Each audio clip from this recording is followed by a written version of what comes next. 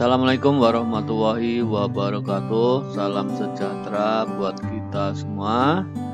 Kita kembali pada mata pelajaran Administrasi Infrastruktur Jaringan atau AIJ.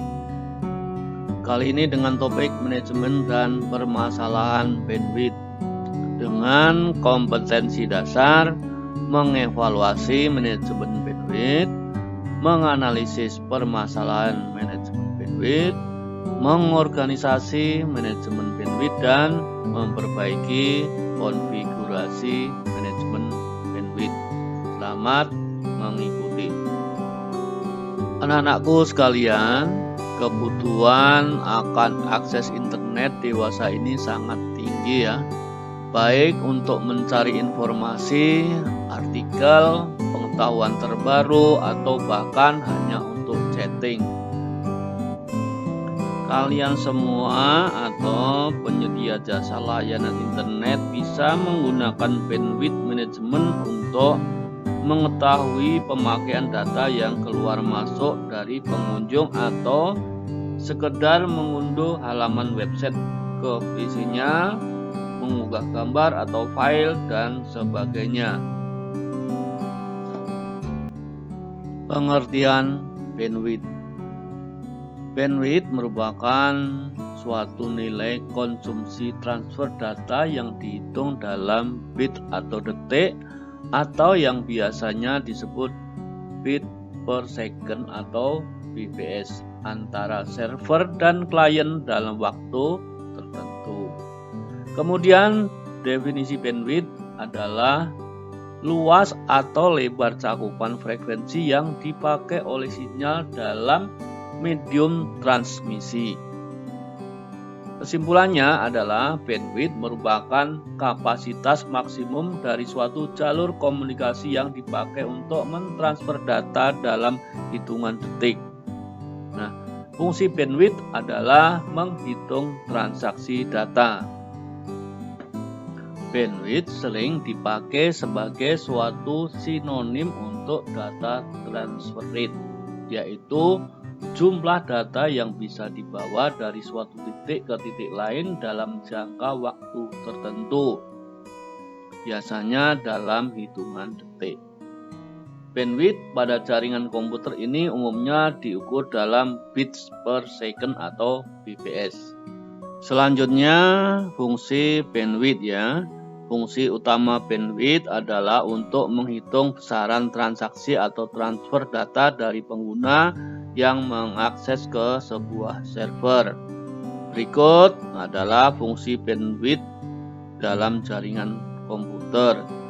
Yang A, menjadi jalur atau media pengiriman data. Kemudian B, membatasi kecepatan transfer data. Kemudian yang C adalah membatasi jumlah data yang dapat ditransfer. Setelah mengetahui fungsi bandwidth, selanjutnya harus diketahui juga macam-macam bandwidth ya.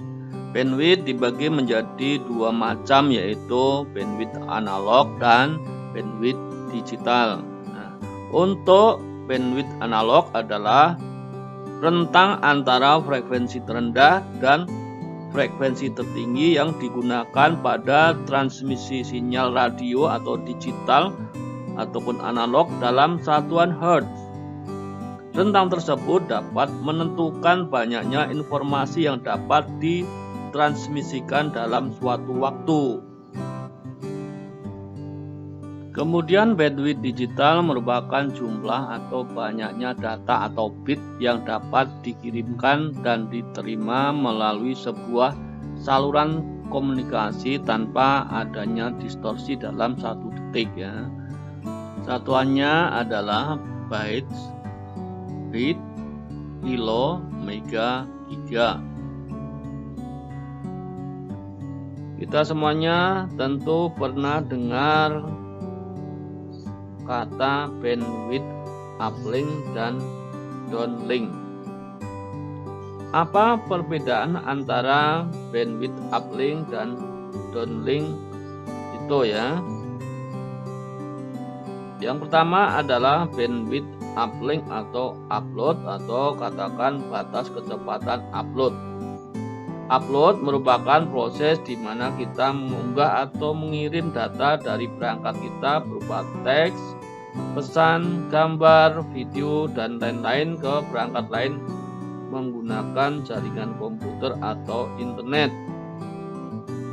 Contoh, mengunggah foto ke sosial media seperti FB.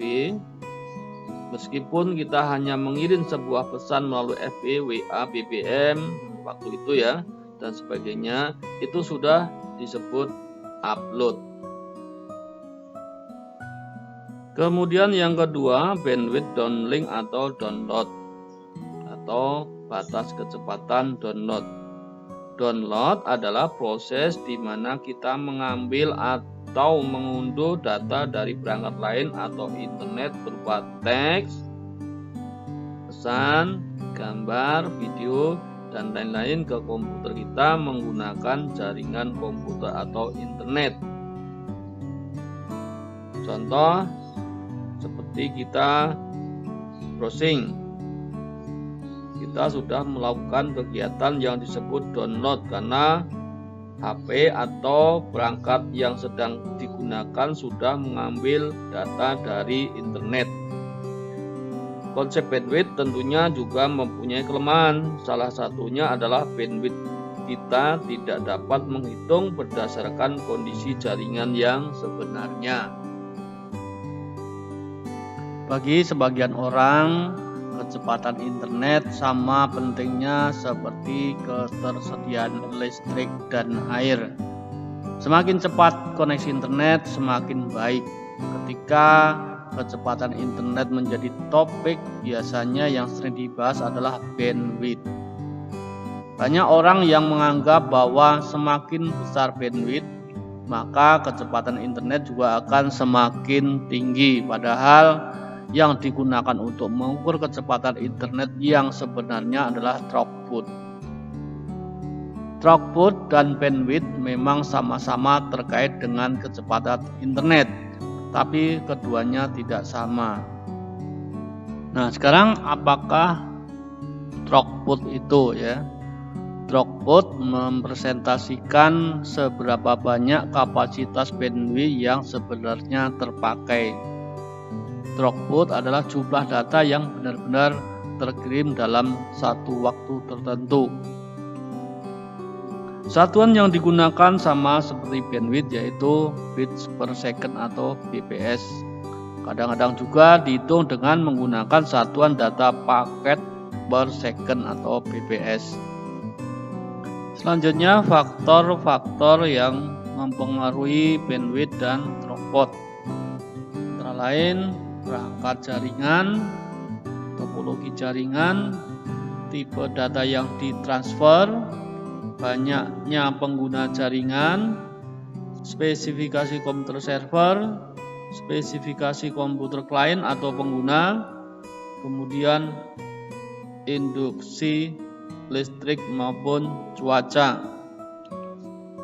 Sebagai orang yang menekuni masalah jaringan, untuk mengukur kecepatan jaringan kita perlu alat atau tools. Di antaranya adalah Network Bandwidth Analyzer Pack, menyediakan fitur-fitur yang dibutuhkan untuk mengukur kecepatan jaringan. Di tool ini sudah termuat Network Performance Monitor dan Network Traffic Analyzer yang bisa mendeteksi dan membantu menyelesaikan segala permasalahan yang terkait dengan performa jaringan. Software lain yang bisa digunakan adalah X-Chariot. Selain mengawasi dan mengevaluasi throughput, software yang dikembangkan oleh Ixia ini juga memonitor metrik performa lainnya seperti jitter dan packet loss. Yang C atau ketiga ini gratis, yaitu iPort 3 yang merupakan solusi gratis dalam bentuk command line dan berlisensi open source yang memiliki kemampuan untuk mengukur throughput dan bandwidth secara real time pada jaringan IPv4 atau IPv6.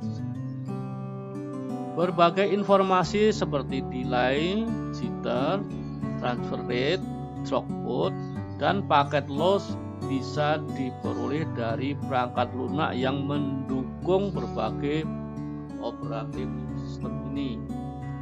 Yang D atau yang 4 juga sama gratisnya adalah TamoSoft Throughput Test.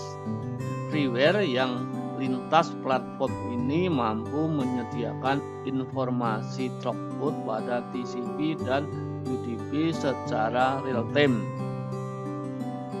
Tools yang kelima namanya NetStrace. Ini juga mendukung koneksi UDP dan TCP, tapi hanya bekerja pada jaringan IPv4. Selanjutnya, prinsip dan cara kerja manajemen bandwidth. Nah, bisa dibilang bahwa bandwidth merupakan salah satu komponen penting dalam pengiriman paket data di suatu jaringan.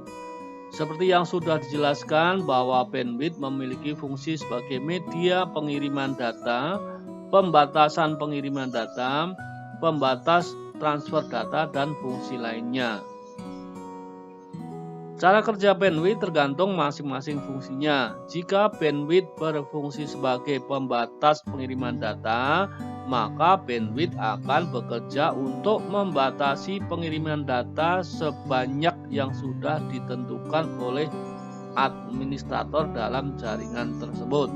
Nah, begitu juga dengan fungsi bandwidth yang lain. Banyaknya bandwidth akan mempengaruhi kinerja jaringan tersebut. Jika bandwidth memiliki kapasitas besar, maka kemungkinan kalian untuk mengirim paket data dengan cepat dan mengirim paket data dengan jumlah yang banyak juga. Namun, kinerja dalam suatu jaringan tidak hanya dipengaruhi oleh bandwidth saja. Masih banyak faktor yang lain yang mempengaruhi kinerja jaringan. Bukan hanya bandwidth saja yang mempengaruhi kinerja dalam suatu jaringan, seperti latensi, packet loss, masih banyak faktor lain yang mempengaruhi kinerja dalam suatu jaringan. Jika kalian terhubung dalam suatu jaringan, semakin besar bandwidth yang diberikan, maka memungkinkan kalian untuk mengirim paket data dengan jumlah dan kapasitas yang sudah ditetapkan tadi. Sekarang mengenai link performance. Masalah yang dapat membatasi kinerja link yang diberikan meliputi 1. Transmission Control Protocol atau TCP menentukan kapasitas koneksi dengan membanjirinya sampai paket mulai disampaikan. Dan yang kedua, queuing di router menghasilkan lebih tinggi dan saat jaringan mendekati atau kadang-kadang melebihi kapasitas. Kemudian masalah yang ketiga yang dapat membatasi kinerja link adalah TCP Global Synchronization ketika jaringan mencapai hasil kapasitas pemborosan bandwidth. Kemudian yang masalah keempat, Fastness lalu lintas web membutuhkan bandwidth cadangan untuk mengakomodasi lalu lintas yang padat dengan kecepatan tinggi. Kemudian kelima, kurangnya dukungan luas untuk mengatasi kemacetan jaringan dengan pemberitahuan kemacetan manajemen di internet. Terus keenam, ISP atau Internet Service Provider biasanya memegang kendali atas manajemen antrian dan kualitas layanan di akhir tautan. Masalah yang dapat membatasi kinerja link yang ketujuh atau yang terakhir adalah kemacetan jaringan memungkinkan produk akhir yang lebih tinggi untuk mengurangi arus lalu lintas, mengurangi kedalaman antrian, dan memungkinkan lebih banyak pengguna untuk berbagi lebih banyak bandwidth secara merata. Sampai di sini dulu materi tentang bandwidth. Kurang lebihnya mohon maaf. Tetap sehat, tetap semangat. Sukses buat kalian. Assalamualaikum warahmatullahi wabarakatuh.